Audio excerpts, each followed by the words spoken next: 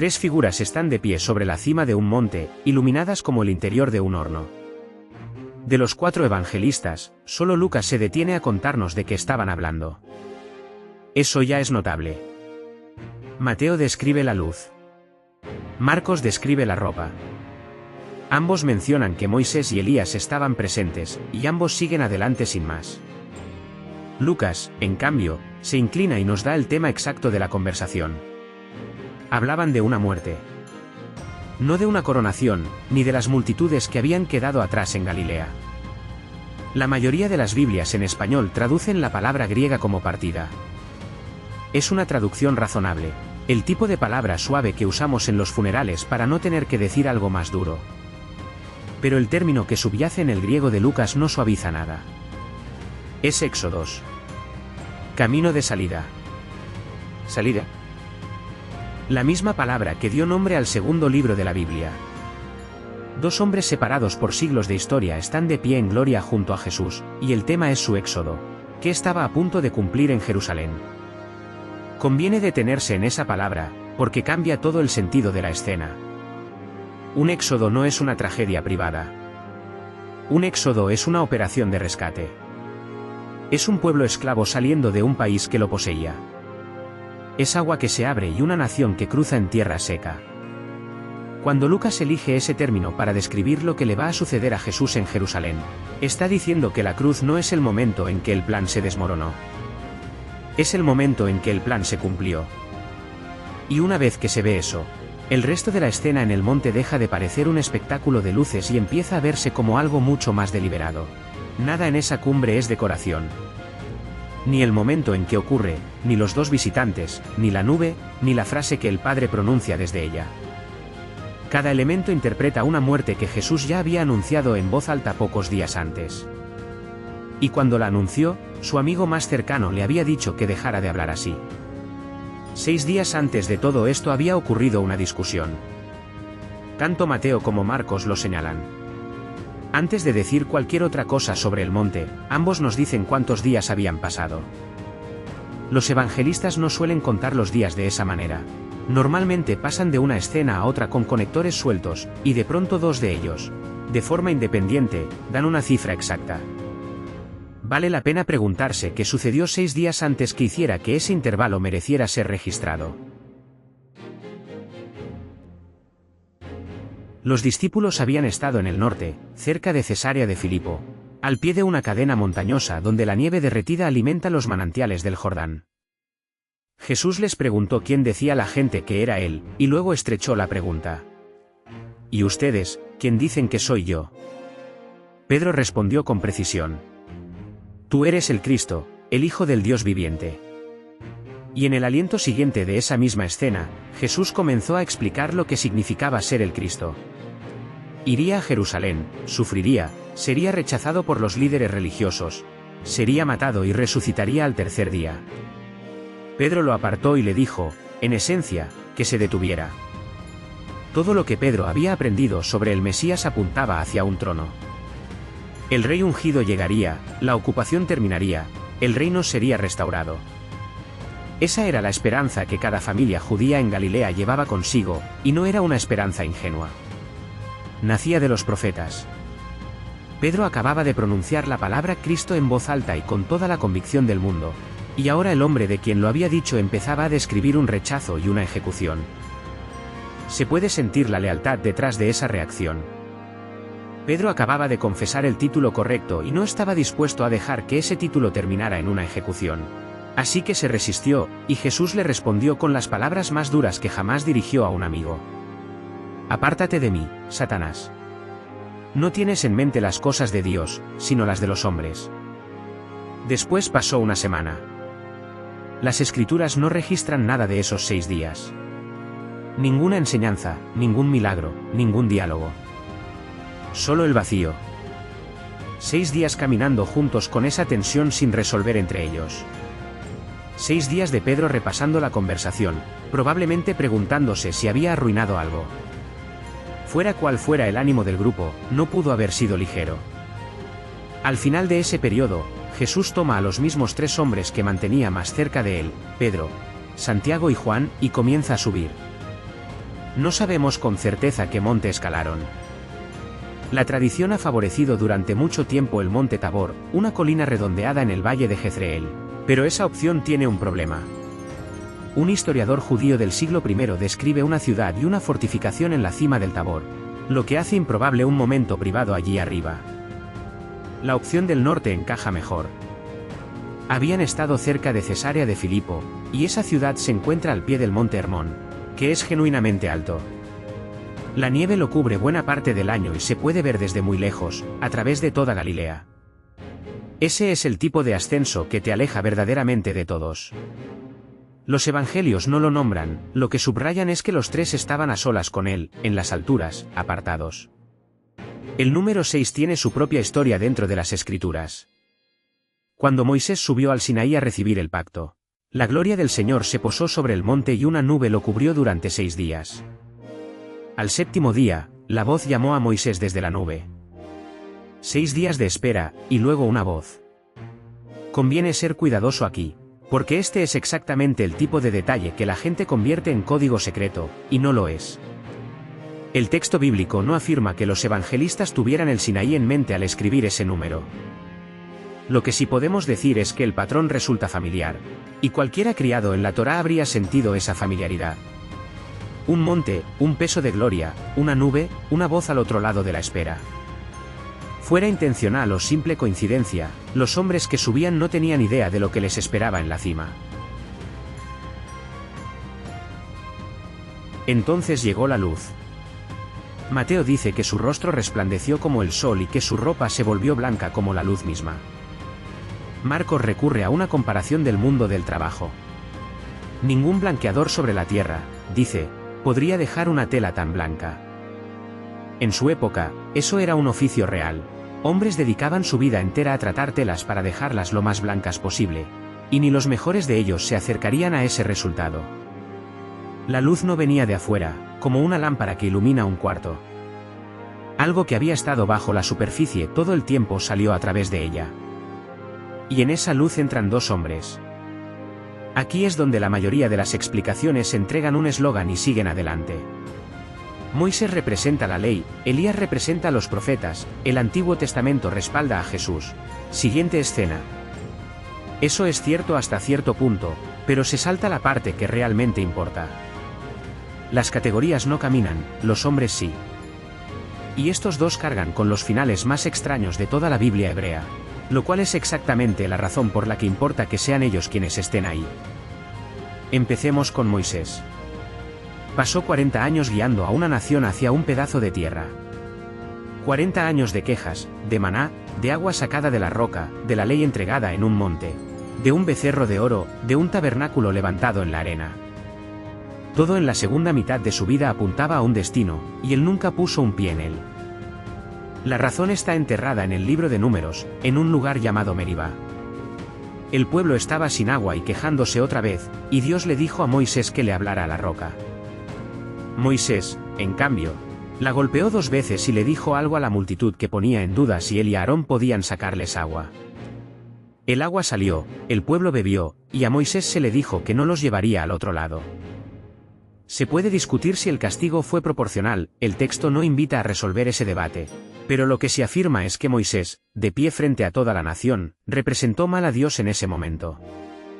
Y el líder que había cargado las palabras de Dios durante 40 años fue medido con esas mismas palabras. Así que al final de Deuteronomio, Moisés sube al monte Nebo, a la cresta del Pisga, frente a Jericó. Y Dios le muestra la tierra, toda ella. Galaad hasta Dan, el territorio de Neftalí, Efraín, Manasés, Judá, hasta el mar occidental, el valle de Jericó, la ciudad de las palmeras, hasta Zoar. Un panorama completo de todo lo que la promesa había significado. Entonces Dios dice algo casi insoportable. Te he dejado verla con tus ojos, pero no pasarás allá. Moisés murió ahí, en Moab, en el lado equivocado del río. Tenía 120 años. El texto se toma la molestia de aclarar que sus ojos no se habían apagado ni su vigor había disminuido, lo cual, de alguna manera, lo hace peor. Quedaba mucho de él, simplemente había terminado su tiempo. Dios mismo los sepultó en un valle cerca de Bet Peor, y hasta hoy nadie conoce el lugar exacto. Ese es el hombre que está de pie en el monte junto a Jesús. Ahora Elías. Su final corre en dirección opuesta. Él y Eliseo caminan desde Gilgal hacia el Jordán, Elías enrolla su manto y golpea el agua, y el río se abre para que los dos crucen en tierra seca. Mientras siguen hablando, un carro de fuego con caballos de fuego se interpone entre ellos, y Elías sube en un torbellino. Nunca murió, y su vida había sido todo lo contrario de estable. Aparece en el relato sin genealogía y casi sin trasfondo. Anuncia una sequía a un rey y desaparece al desierto, donde los cuervos lo alimentan junto a un arroyo. Confronta a los profetas de Baal en el Carmelo y hace descender fuego del cielo. Y un capítulo después está sentado bajo un enebro en el desierto, pidiéndole a Dios que lo deje morir, convencido de que es el único fiel que queda en el país. La respuesta de Dios fue comida y una siesta antes que cualquier otra cosa. Ese es el profeta que está de pie en el monte. Un hombre que se quedó sin fuerzas y tuvo que ser alimentado y mandado a dormir. La geografía de las dos partidas queda incómodamente cerca. Moisés murió en el lado oriental del Jordán, mirando hacia el occidente, hacia una tierra que no podía pisar. Elías cruzó a ese mismo lado oriental y fue tomado desde ahí. El mismo tramo de río. Dos hombres, dos partidas, y los desenlaces no podrían ser más distintos. Uno enterrado en una tumba sin marcar en Moab, el otro llevado sin funeral. Y ahí están ambos, por fin dentro de la tierra, de pie en gloria junto a un hombre que va camino a Jerusalén a morir. Vale la pena ser honestos sobre lo que el texto dice y lo que no dice aquí. Los evangelios reportan que estos dos hombres aparecieron y hablaron con Jesús. No se detienen a explicar el mecanismo. Así es la Biblia muchas veces. Muestra el suceso y deja la pregunta abierta. En el momento en que empezamos a llenar esos vacíos con teorías demasiado seguras, generalmente terminamos diciendo más de lo que el texto dice. Lo que el texto se afirma con claridad es suficiente. El hombre que murió sin alcanzar la promesa y el hombre que nunca probó la muerte están ambos presentes, ambos vivos, ambos en gloria, y ninguno de los dos es el centro de la escena. Habían venido a hablar con alguien más sobre su éxodo. Moisés no pudo llevar a nadie a la tierra, Elías no pudo quedarse en ella.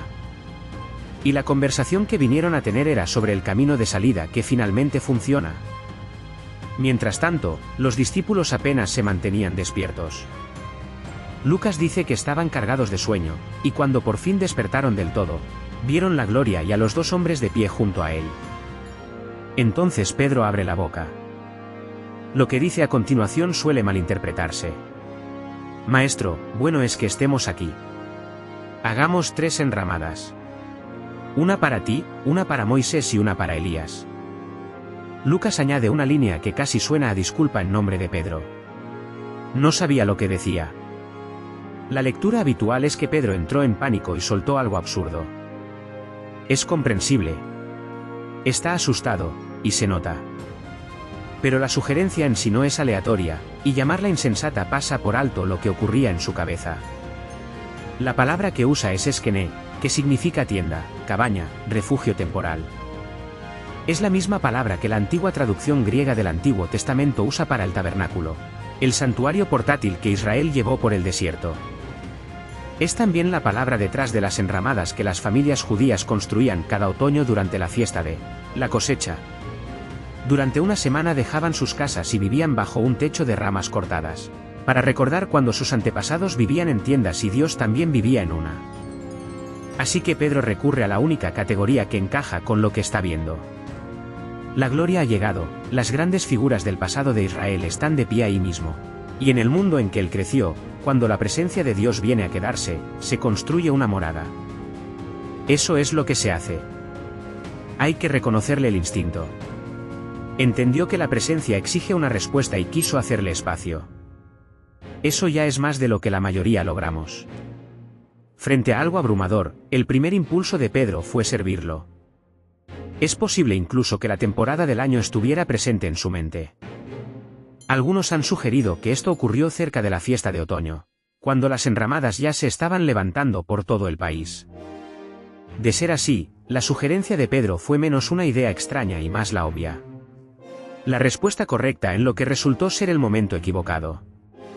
Se equivocó en dos cosas, y Lucas nos dice que todavía estaba hablando cuando llegó la corrección. Lo primero es el momento. Pedro quería instalarse. Bueno es que estemos aquí, dice, y tiene razón en eso, lo cual es exactamente el problema. Está tratando de convertir en algo permanente un instante que había sido dado para prepararlo para otra cosa. Jerusalén seguía por delante, no se puede permanecer en la cumbre cuando el camino baja por el otro lado. Lo segundo es la aritmética. 3 enramadas, una para cada uno. Pedro pone a Jesús en la misma fila que Moisés y Elías. Una fila distinguida, la mejor compañía que puede imaginar, pero fila al fin. En cuestión de segundos eso queda respondido sin que nadie tenga que discutir con él. Mientras Pedro todavía habla, llega una nube. Mateo la llama nube resplandeciente, una frase que debería detenernos, porque las nubes no suelen brillar. Entonces la nube los cubre con su sombra. Esa palabra carga más peso del que sugiere la traducción. El griego es episquiazo, y aparece en un lugar muy específico del Antiguo Testamento griego que todos estos hombres habrían escuchado leer, en voz alta. Éxodo 40. El tabernáculo acaba de terminarse, cada tabla está en su lugar, cada cortina colgada, el arca está adentro, la obra está hecha. Y entonces esto. La nube cubrió el tabernáculo de reunión, y la gloria del Señor llenó el tabernáculo. Moisés no pudo entrar, la nube se había posado sobre él. El mismo verbo. La nube que cubrió la tienda del desierto es la misma nube que cubre este monte. Esa nube tiene una larga historia dentro del relato bíblico. Iba delante de Israel al salir de Egipto, columna de día y fuego de noche. Se interpuso entre ellos y el ejército egipcio junto al mar. Se posó sobre el Sinaí cuando se entregó el pacto. Llenó el tabernáculo de tal manera que el propio constructor tuvo que quedarse afuera. Siglos después llenó el templo de Salomón en su dedicación, y los sacerdotes tuvieron que suspender el servicio porque ya no quedaba espacio para estar de pie y ministrar. Dondequiera que aparece esa nube, significa lo mismo. Dios se ha acercado, y el lugar ahora le pertenece a él. La secuencia merece que nos detengamos en ella. Pedro se ofrece a construir la tienda, antes de que pueda terminar la frase. La presencia que quería hospedar llega por su propia cuenta, y no se posa sobre ninguna estructura. Ninguna tienda se levanta en ese monte. La nube cubre a las personas mismas. Ahí ocurre algo casi tierno. Pedro quería darle a Dios un lugar donde quedarse, como quien arregla un cuarto para un invitado que no esperaba. Y la respuesta que recibe es que el invitado trajo su propia morada, y es lo suficientemente grande para cubrirlos a todos. El miedo aparece justo a tiempo. Lucas dice que tuvieron temor al entrar en la nube, una de las frases más humanas de todo el Evangelio. Son pescadores, están dentro de la presencia visible de Dios en la cima de un monte, y están aterrados, y las Escrituras no los reprenden por eso. Entonces, desde la nube, una voz. Este es mi Hijo amado, en quien tengo complacencia. A él oíd. Si la primera parte suena familiar, es porque lo es. Esas mismas palabras ya se habían pronunciado antes, en el Jordán, el día en que Juan bautizó a Jesús, cuando los cielos se abrieron y el Espíritu descendió como paloma. En Mateo, las dos declaraciones coinciden casi palabra por palabra. Los demás evangelistas las dan con ligeras variaciones, como suele ocurrir cuando dos personas relatan la misma frase. Y la versión de Lucas lo llama el escogido. La declaración central es la misma en todos. En el Jordán terminaba ahí. Aquí llega una línea más. A él oíd. 3 palabras que cambian lo que la frase está haciendo. En el Jordán, la voz anunciaba quién era Jesús. En el monte, la voz anuncia quién es y además da una orden sobre qué hacer con él. Y esa orden tiene una dirección precisa. Viene de Deuteronomio, del propio Moisés, cerca del final de su vida. El Señor tu Dios levantará para ti, de entre tus hermanos, un profeta como yo, a él oiréis. Moisés lo dijo, y lo dijo en un contexto específico. El pueblo se había parado al pie del Sinaí mientras Dios hablaba desde el fuego. Y eso los aterrorizó tanto que suplicaron no volver a escuchar esa voz directamente, no sea que muramos. Dijeron. Así que Dios accedió a hablar a través de un profeta. uno levantado de entre ellos con las palabras de Dios en su boca. Israel había esperado a ese profeta durante siglos, preguntándose quién resultaría ser. Ahora Moisés está de pie en un monte, y la voz que sale de la nube toma su propia promesa y la señala hacia el hombre que tiene al lado. Eso plantea una pregunta que vale la pena sostener. ¿Escuchar a Jesús sobre qué, exactamente? 6 días antes, Jesús había dicho que iría a Jerusalén a sufrir, ser rechazado, morir y resucitar. Pedro escuchó eso y dijo que no. Así que cuando el Padre dice escúchenlo, no está haciendo un comentario general sobre prestarle atención a Jesús en un sentido amplio y de por vida. Lo más reciente que Jesús había dicho, lo que todavía flotaba en el aire entre él y Pedro, era el anuncio de la cruz. Esa es la frase sobre la que discutían. Esa es la frase que se les ordena aceptar. El monte no contradice lo que Jesús había dicho sobre morir, lo confirma de la manera más contundente posible. Los discípulos caen de bruces al suelo. Entonces Jesús, que está de pie justo ahí en medio de todo, se acerca, los toca y les dice que se levanten y dejen de tener miedo. Miran, y los 2 visitantes ya no están. Solo Jesús. Esa es la frase de Mateo, y funciona como respuesta a las 3 tiendas que había propuesto Pedro. Moisés ya cumplió lo que vino a hacer.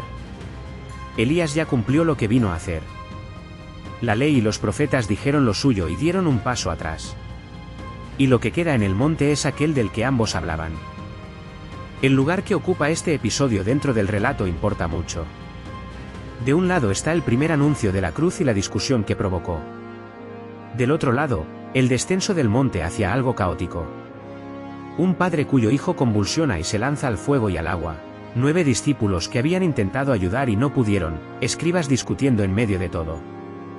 El padre llega hasta Jesús y le dice: si puedes hacer algo, ten compasión de nosotros y ayúdanos.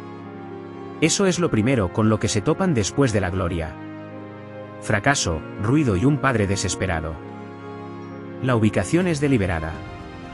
El monte se encuentra exactamente entre el anuncio de la cruz y el regreso a un mundo roto, porque ahí era donde se necesitaba.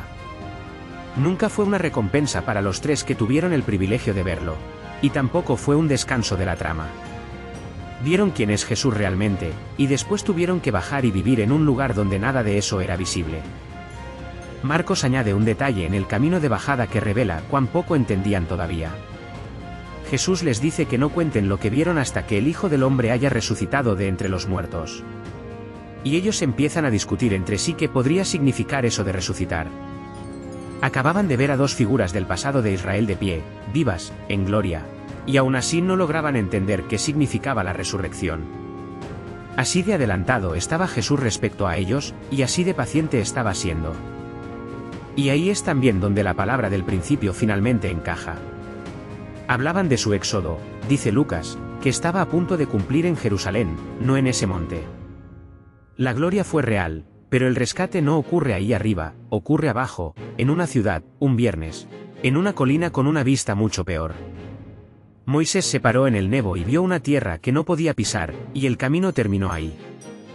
Jesús se paró en este monte, vio lo que se avecinaba, y caminó directo hacia ello. Y la palabra que Lucas eligió sigue rindiendo fruto. El primer éxodo sacó a una nación de Egipto, a través del agua, hacia una tierra, fue una liberación real, y también incompleta. La generación que salió de Egipto murió en el desierto. El propio Moisés no cruzó. Incluso los que sí entraron a la tierra eventualmente la perdieron, llevados cautivos a Babilonia siglos después. Cada éxodo del Antiguo Testamento sacó a la gente de un problema y los dejó todavía mortales. Lo que Moisés y Elías vinieron a discutir va más allá de cualquier cruce de fronteras. Una muerte y una resurrección es la única salida que resuelve aquello contra lo que finalmente lucha todo ser humano. Pedro, el mismo que quería quedarse, escribió sobre esto décadas después. Para entonces era un anciano escribiendo a iglesias bajo presión, y quería que supieran cuáles eran sus fuentes. No habían seguido fábulas ingeniosas, les dice, él había sido testigo ocular. Oímos esta voz que vino del cielo, cuando estábamos con él en el Monte Santo. Estaba muy lejos de aquella cumbre para entonces. Había negado a Jesús en un patio, había sido restaurado en una playa, y había pasado décadas haciendo el trabajo, Pero pasara lo que pasara con Pedro en esos años, aquel día nunca lo abandonó. Cualquiera que haya trabajado en terreno alto conoce la sensación que esos tres cargaron al bajar. Un topógrafo trazando el terreno, o un pastor que sube su rebaño en los meses secos. Desde la cima se ve cómo encaja todo el valle, qué arroyo alimenta a cuál, dónde está el buen pasto, dónde cae el terreno, que tan lejos queda el próximo pozo. Todo está a la vista de una vez, y todo tiene sentido evidente. Después uno baja, y en el momento en que está en el valle, nada de eso es visible. Las cordilleras bloquean la vista. Se está entre rocas y matorrales, con un horizonte de apenas 200 metros, y el mapa que se veía 10 minutos antes ahora existe solo en la memoria. La vista no dejó de ser verdadera, simplemente ya no se puede ver desde ahí abajo. Y la razón entera por la que se subió era para saber hacia dónde ir cuando la vista se perdiera. La mayoría de nosotros hemos tenido alguna versión de un monte. Una temporada en que Dios parecía lo suficientemente cerca como para tocarlo. Una convicción que llegó con tanta claridad que era imposible dudar de ella, una época, a veces una sola tarde, en que toda la fe se sintió sólida, obvia, asentada. Y luego terminó, la vida ordinaria volvió a cerrarse sobre ese momento, y la claridad se fue diluyendo. Algunos están en ese valle ahora mismo. Las cuentas por pagar, el diagnóstico, el hijo que ya no habla, las oraciones que parecen no ir a ninguna parte. Lo que se vio en aquel entonces se siente como algo que le pasó a otra persona. Y lo que Jesús hace en esa cumbre es la clave. Nunca sugiere quedarse. No construye nada.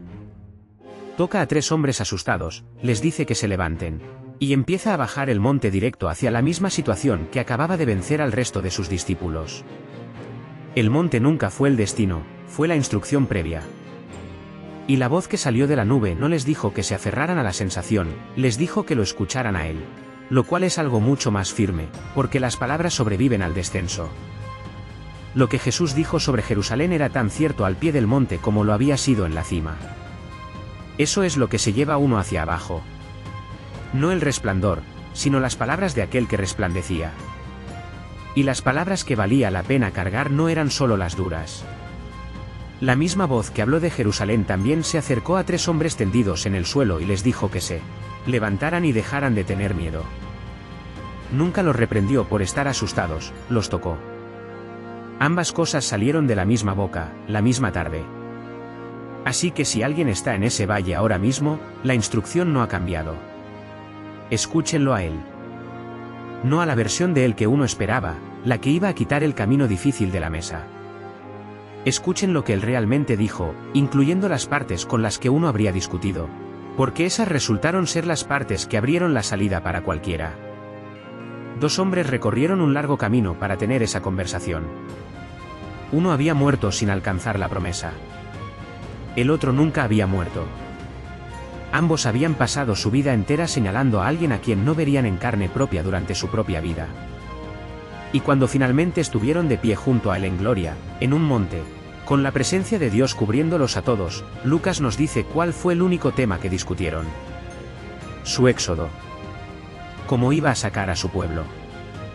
Todo lo que Moisés había caminado durante 40 años para alcanzar, y todo lo que Elías había pasado su vida llamando a una nación a recordar, estaba de pie frente a ellos, en un cuerpo que estaba a punto de ser quebrantado en Jerusalén. Y ellos lo sabían. Ese era el tema. La luz de aquel monte fue real, pero nunca fue el punto del encuentro.